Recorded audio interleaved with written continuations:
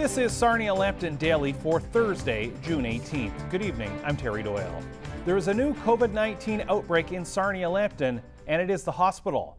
Bluewater Health has now been declared as being in an outbreak as new provincial rules mandate that any hospital with more than 2 positive cases in the past 2 weeks leads to an outbreak being declared. With more on this, let's go to Bluewater Health. Julia Oosterman, the Chief of Communications and Public Affairs, joins me now. And Julia, first of all, give us sort of an explanation of this term outbreak. We've seen it in the long-term care homes, but it's the first time we've seen it in the hospital setting. Right. So first of all, I need to clarify that while it sounds terrifying, it's actually not as bad as what everyone thinks when they hear the word outbreak. Run for the hills. We've been here before. We've had up to 15 staff who have tested positive from COVID. Some of them hospital acquired and some of them community acquired, about 50-50. In this case, there's been a slight change of directive from the ministry on how things are reported. So basically, it's if there are more than 2 individuals in a 14-day period from the same area or the same unit, then an outbreak must be declared. So we have had staff positive in the past, as I said, up to 15. Right now, we happen to have 3. They're all from a specific unit. That unit has been closed and it's being deep cleaned, and those individuals are at home, and there's self-isolation. So we feel at this point that we've got it well under control. That said, we're continuing to do all the contact tracing, which is a normal process that you go through in something like this, just to ensure that we've captured all potential outbreak. So we're doing a lot of testing in the next 48 hours. And Julia, certainly, Bluewater Health campus is a large building, and I think people, have to realize that even throughout this, sure, there was the COVID unit, and there was staff, involved there. For people that are either in the hospital or coming in with some things being reopened in the next little bit, with more procedures, of course, opening up, they don't have to fear, because this, as you said, this has been isolated to a certain area. It was isolated to a certain area, and we actually believe it was isolated to a certain room. So it was also, frankly, COVID patients, and then these COVID patients were isolated. So we don't believe there was a failure of PPE. Perhaps there was a failure of social distancing and reminding ourselves to always wear our masks and things like that. But it wasn't a failure of PPE, and we believe it was likely in a staff room. Certainly nothing with patients. None of our patients or other staff have been compromised to our knowledge. So it is important to understand that it's not grabbing a coffee at Tim Hortons, it's not jumping in the elevator. Also, the other thing is all of our staff throughout the hospital, even myself, I don't work in the clinical area, all staff, if they're outside of their offices, so right now I'm unmasked, but I'm in my office with my door closed, which is our process and our protocol. Everywhere else in the hospital, if you're out and about anywhere, you're wearing a mask. If you're coming to the hospital for an ambulatory care clinic or for dialysis, you're wearing a mask. Every single person is screened at the door. We have really strict and strident hand hygiene protocols and social distancing protocols. So it's the hospital is absolutely the safest place to be if you're in need of hospital level care. As you said, this has been going on now since mid-March. There have been already staff cases, and I'm sure, just like while this is being called an outbreak, as I said, this sounds like it's a continuation of the previous process of dealing with it, and of course the same processes are in place here. I have to say that 15, or now as the case is 18 too many. So I can't underscore that. Our goal has always been 0. That being said, we have almost 2,000 employees. So to have 18 people, and half of which we know didn't acquire it in the hospital, half of which acquired COVID, it is absolutely unfortunate. It is probably, statistically speaking, not unreasonable. Doesn't mean it's okay. Doesn't mean we're happy about it. We care very deeply about all of our staff and our patients and our residents. And we want the residents that were here from Vision. COVID is sneaky and it's difficult, and everyone's trying their best, but you see it even in the community. I think that today actually is day 100. We've been at Bluewater Health, we've been fighting COVID for 100 days today, and this serves to me as a reminder to everyone in the community and the hospital, outside, all of us, that COVID is sneaky and it's still here, and we must remain vigilant. Julia, let's put a positive spin and turn this a little bit. Monday, the last resident of Vision returned to the home. That had to be a nice, uplifting moment for the staff. You know, they were a really sweet bunch. We had some amazing staff working on our CCOG vision unit. So it was a separate vision. It was a separate unit rather within the hospital. And we developed a very close relationship with those people. I know why the people at Vision wanted them back, because they're such love. They were lovely men and women. So when the final Vision resident went back to their home on Monday, that person was actually our last COVID positive patient. So as I said earlier, we've had up to 33, I think it was 33 positive COVID patients. We had 15 staff at one point positive. So we've got this. We were able to go from 33 down to 0. We went from 15 down. We have 3 new cases. It's, our goal is 0 across the board, 0 patients, 0 staff. But we'll get there. I believe that we have the skill set and the determination and the wherewithal to make it happen. And it was a delightful day. Knock on wood, a lot of people think there's a second wave coming, and I'm sure our days of COVID are not gone. We see that even, in-house. But it was a milestone. It was a milestone, and we've had since Monday, we have had no COVID positive patients in hospital. So it's a nice milestone. And I guess that's the thing, that when staff have been stressed and everyone's been stressed, and even the lead up, wondering how bad this was going to hit in the area. I remember you guys also put out the video. I think it was one of the first COVID patients when I believe it was a gentleman who went home. There was a little parade out in front. I guess those are those morale boosters when you're in this, and that's the thing. Hospital staff are in this 24/7. I'm sure those are those morale boosters that they need at those times. As the person who looks at social media a lot, all the time, it's part of my job, I have been truly brought to tears numerous times over the generosity of spirit and the kindness of our community. We have had meals delivered to us, cupcakes, we have beautiful rocks, we have chalk paintings, we have, you name it. The intent for 99% of our community is amazing. There are some trolls out there. There are some people who are like, hey, this should, couldn't happen to a better person and things like that. But I have to say, overall, as horrible as COVID has been, it has been a unifying force, not only in the hospital, but across the entire healthcare sector in Sarnia Lambton. I have never been more proud of a group of people in my life, and I'm honored to work with everyone from environmental services to PSWs to our colleagues in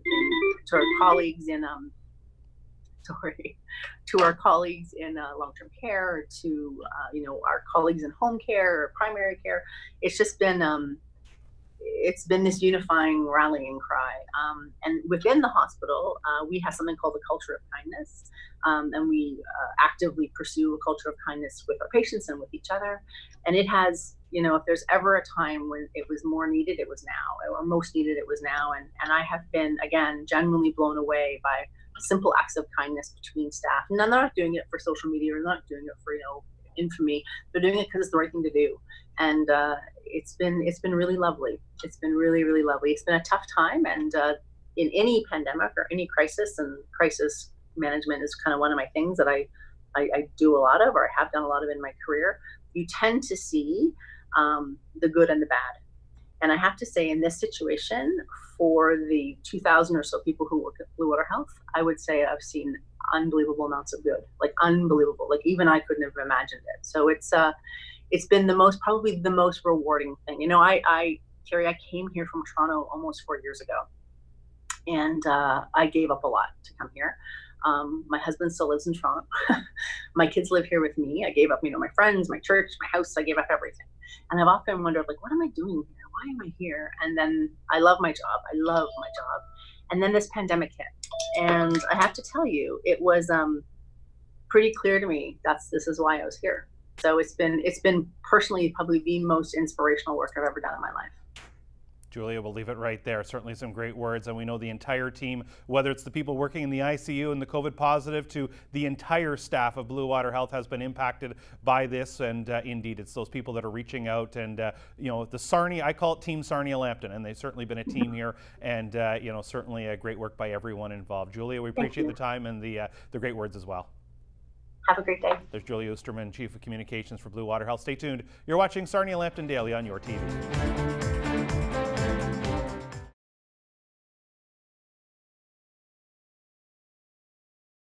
Welcome back to Sarnia Lambton Daily. Let's get you caught up on where the region stands when it comes to the numbers for the pandemic. We are now at 279 total positive cases diagnosed. That is an increase of 2 over the past 24 hours. Meanwhile, 3 more people are considered recovered, now at 239. That leaves 15 active cases in the region. The 10,000th test will come back today, with more than 97% of those test results coming back negative. Let's check in with one of our friends from one of the local organizations. That would be Dave Brown, the Executive Director of the United Way of Sarnia Lambton. Dave, how are you? I'm good, thanks, Terry. How are you this evening? Pretty good on this Thursday. So today, earlier, you announced the United Way of Sarnia Lambton announced the campaign target, the needs goal for the 2020 campaign. It's early, and it's the same as last year. Take me through how this all came together. Hey, you're absolutely right. Earlier this afternoon, we announced our 2020 campaign goal, and typically we don't announce the goal until middle to the end of August, but we wanted people to know that the United Way is still here, as are the 36 programs and services that we fund on a regular basis. We're starting the direct mail already, so we want people to know right up front what the objective is this year, which is a needs target. Very similar to last year, the $1.9 million. And that's what we need to fund those existing 18 agencies that provide 36 programs and services. Those needs were here prior to COVID-19, they're here now, and they're going to be here when COVID-19 is behind us as well. Is this a case with announcing it here in June, on June 18th, rather than, as you said, late August, to give a little bit more time, because we know fundraising is maybe going to be a challenge this year? It most definitely is going to be a challenge this year for a number of reasons, not only the COVID-19, but also because the low oil prices within industry, which is our largest supplier supporter with when you look at employees and corporate donations. We thought if we announced it early, it gets people talking about it sooner, and it might encourage some online donations earlier in the year, which allow us to get that money in, get it invested for allocations out in early 2021. And I guess that's the thing, just getting it out there, because you emphasize the word need. And I guess, in the past people heard goal and they really weren't sure, but, last year went to the word need, going to that again this year. I'll get you to just sort of re-emphasize how that sort of comes about. Well, goals, tend to be, something that you'd shoot for, something that you want to get. We last year changed the term goal to community need. Which is more accurate of the reflection of the amount. I mean, previously our goals were $2 million, but because of our move and other cost-cutting measures, we were honest and upfront with the community, and we said, look, our need really is now, going forward, $1.9 million for those agencies that are funded throughout Sarnia Lambton County. So that's kind of when we started to change our terminology a little bit, all in an effort to be as transparent and as fair as we can. One of the things that's a staple of all the campaigns every year is various events that take place, run by a lot of the industries and companies and organizations. I've got to think that's got to be a question mark right now going into the summer and into the fall because of social distancing, the state of companies, everything like that. I have to think that's got to be up in the air. Absolutely. In fact, in many cases, our events have already been canceled. Your viewers will know that we typically kick off the campaign with our annual Day of Caring. This would have been our 27th year that we've done Day of Caring. We've had to cancel that. We've also had to cancel the Enbridge Car Show, but they're going to be announcing shortly a new event that they're going to be able to do respecting social distancing guidelines, etc.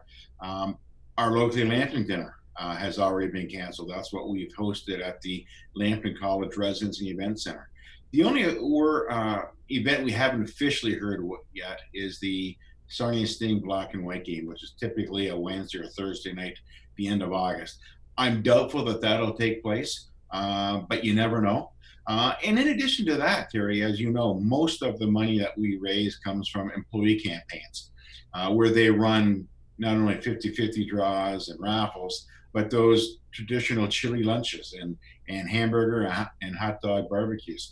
Those are certainly up in the air right now. And they're typically a great way to bring awareness to the campaign as well as to raise some extra dollars. We are excited, though, to do something brand new this year, and it's with a company that's got its roots in Sarnia, Top Shelf Canada, who run the program or the product Front Street Heat. It's a terrific tasting hot sauce. It was developed right here in Sarnia by Joshua Lyons. It's sold across to Canada. across the whole country. And beginning June 21st, every bottle, every dollar, sorry, I'm trying to again. Every bottle sold, $1 will go to the United Way in that community. So we're excited to host that event or that campaign with Josh Lyons for the entire 7 months, right up until middle of September. So please, if you're looking at buying some hot sauce for Mexican nights or for marinating your steaks or roasts, make sure you get some Front Street Heat and support the United Way and a great local company. Dave, is that an example too where this year things might have to get a little bit more creative? Very much, we're looking at getting creative. There's a number of things that we're doing. I traditionally love getting out to employee groups and speaking to people about the United Way, where and how their money's used. We're looking at doing that differently. We're looking at maybe doing some more with direct mail. We're looking at signing an agreement with the United Way of Greater Toronto, who has an online pledging site. So we're hoping to be able to email that as opposed to showing it with paper pledge cards. So there's a number of things that we're going to try this year. And in 6 months, we'll know if we're successful. And certainly we're very hopeful and confident that we will be. Yeah, I think it's just a case, as you said, being creative and a little bit earlier. Let's circle back. Of course, the COVID Compassion Fund has been going on since late March. It was put into place very quickly. Then you're into the federal government getting involved and partnering with the United Way for taking care of various agencies. Bring us up to speed. I know it's been busy times. Where do we stand right now? We've been extremely busy. Typically in the spring, we're busy doing campaign planning. We're meeting with companies, employee groups, labor, and a number of others. This year, we're busy with making emergency funding. It started out with the $99,000 that we've given out to 20 different local groups through our own Compassion Fund. That's where local corporations, local employees, and donors have contributed to help that. Then the federal government stepped in with their New Horizon Seniors funding, and we did another 3 or 4 grants that way, specifically to programs run by agencies in our community that provide direct service to seniors who are being affected dramatically by COVID-19 pandemic. And then most recently, we've got the Emergency Community Support Fund, which was also announced by the federal government a few weeks ago. That translates into almost $300,000 that we've got to grant in our community. We've already done 3, actually 4. We've announced 3. One is, and I'm not very good at French, so I'll say the English translation, the Francophone Community Center of Sarnia, who are providing Meals on Wheels to the Francophone community who are low or no income. So those people are certainly in need. And they're also doing follow-ups with those individuals once or twice a week, as well as the day they deliver the meals, just to make sure everything's okay, to make sure that that they've taken their meds. And they're being trained by the Family Counseling Center, which is another one of the funded agencies that we have. The Sexual Assault Survivor Center is receiving some funding to provide some safe shelter, while again recognizing social distancing guidelines. And the biggest grant so far is the Salvation Army Community Response Unit, which is a mobile unit that we're partnering with the municipal government as well as Salvation Army Canada, which will enable them to have a mobile van service so that they can go around, not just in Sarnia, but throughout Lambton County, to make sure those that don't have transportation or have needs where they're located are being met. And as I said, we do have one more that the board has approved. It's another great program, and it's for primarily seniors. And I look forward to announcing that one beginning of the week. We have a bit of a process where our press releases have to be first approved by United Way Canada, just to make sure we've got the right wording used and the right references, and then we can announce it to the community. So watch for that on Tuesday.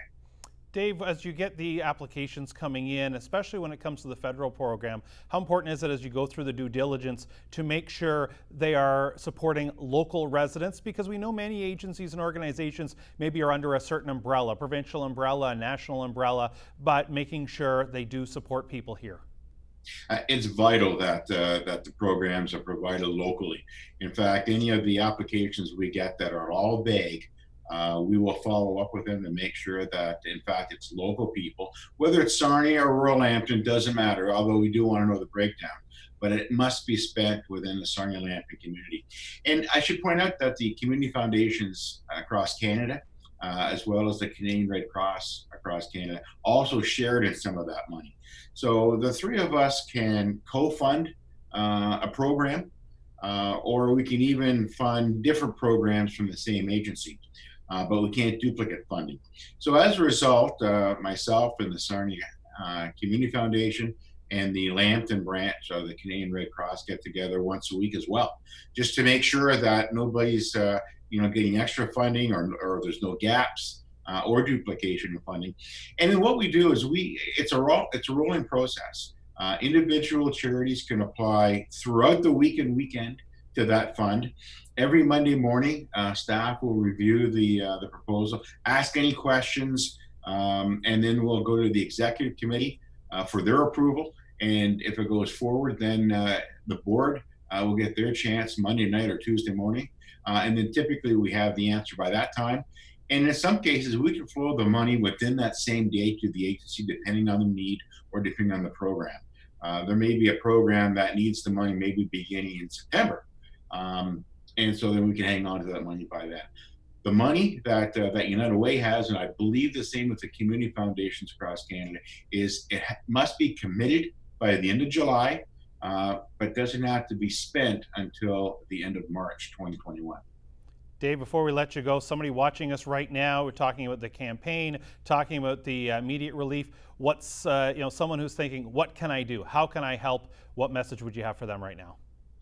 Thanks very much, Terry, for bringing that up. Probably the easiest way is to go to our website at www.theunitedway.on.ca. theunitedway.on.ca, and you'll see all the funding that we've done already, that we've talked about already, as well as the 36 programs and services that we already fund. And there's a couple of links on almost every page on where you can click to donate. And it's a very simple process to donate with your credit card. You get a receipt on the spot. And we've actually had a number of donations already this week. So we're grateful for that. We're grateful to your TV and Cogeco for the support of our community, and specifically through the support of the United Way, to get the word out that the campaign is underway and that the results are vital to not only the 18 agencies that provide those 36 programs and services, but to the thousands of people who depend on those services year in and year out. Well, Dave, we know it's been a very busy time throughout the last 13 weeks, and it's just going to continue to get busier as the campaign goal and the needs goal has been announced. So we certainly wish you and your staff all the best, and keep doing the great job for the community. My pleasure. Thank you very much. There's Dave Brown, Executive Director of the United Way of Sarnia Lambton, joining us. Stay tuned. You're watching Sarnia Lambton Daily on your TV.